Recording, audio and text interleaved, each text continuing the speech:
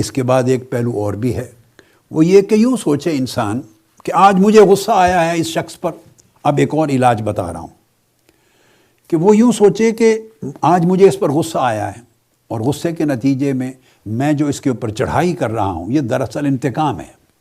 غصے کا اظہار کرنا دوسرے پر، اس کو بے عزتی کرنا، اس کو ڈانٹ ڈپٹ پھیلانا، اس پر چڑھائی کر دینا، اس کی تہہ میں جائیں یہ ہے کیا؟ یہ دراصل انتقام ہے۔ اندر جو ایک ارتعاش آیا ہے، ایک تلاطم پیدا ہوا ہے، ایجیٹیشن اور احتجاج پیدا ہوا ہے، اس احتجاج کو آپ باہر نکال رہے ہیں، الفاظ کی صورت میں، گالی گلوچ کی صورت میں، ڈانٹ ڈپٹ کی صورت میں، سخت تلخ جملوں کی صورت میں۔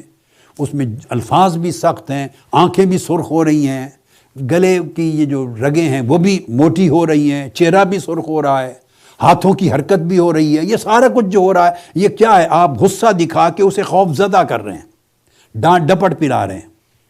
یہ انتقام ہے در حقیقت، آپ کی سمجھ میں آئے یا نہ آئے، مگر یہ دراصل ایک شعوری یا لا شعوری سطح پہ ایک انتقام کا عمل ہو رہا ہے۔ اس وقت سے سوچیں کہ میں جو غصے میں اس سے انتقام لے رہا ہوں، یا اس کو سزا دے رہا ہوں، یا اس کو میں ڈرا دھمکا رہا ہوں، وہ اس وقت دھیان کرے، یہ علاج ہے، دھیان کرے کہ میں بڑا ہوں یا میرا اللہ بڑا ہے۔ انتقام لینے کی طاقت اور قدرت مجھ میں زیادہ ہے یا اللہ میں زیادہ ہے؟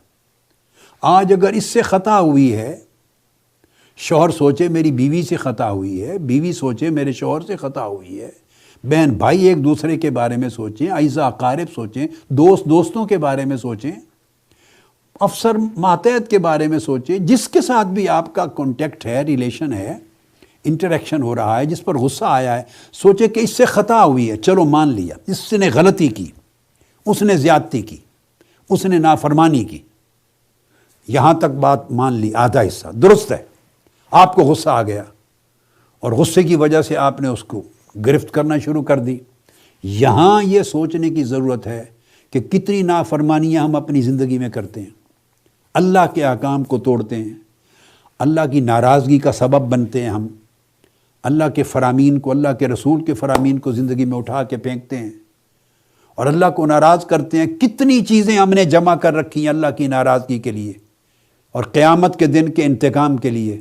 تو وہ دن جب میں اللہ کے حضور پیش ہوں گا اور اللہ مجھ پہ ناراض ہوگا اور میرے گناہوں پر، میری نافرمانیوں پر، میری کوتاہیوں پر، میرے ظلم پر، زیادتی پر، ساری خرابیوں پر انتقام لینا چاہے گا، کون بچائے گا مجھے؟ کون چھڑائے گا؟ تو اس کی طاقت و قدرت زیادہ ہے یا میری طاقت و قدرت زیادہ ہے؟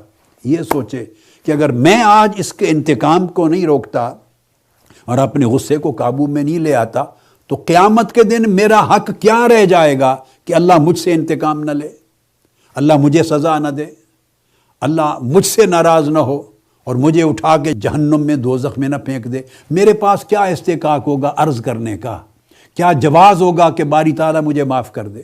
اگر اس وقت آپ کہیں گے باری تعالیٰ مجھے معاف کر دیں، میری نافرمانیاں ہیں، کوتاہیاں، غلطیاں ہیں، میں مانتا ہوں معاف کر دیں، تو جواب ہوگا تو بندہ ہے، وہ بھی بندہ تھا، اس کی کوتاہی تھی، غلطی تھی، آپ کے ساتھی کی، آپ کے کمپینین کی، آپ کے پارٹنر کی، اس کی غلطی تھی، درست ہے، مان لیا غلطی تھی، مگر تم نے انتقام لیا، تم معاف نہیں کر سکتے تھے۔ تو یاد رکھ لیں جو بندہ معاف نہیں کرتا وہ قیامت کے دن معافی طلب کرنے کا اپنے لیے اس کا حق بھی نہیں رکھتا۔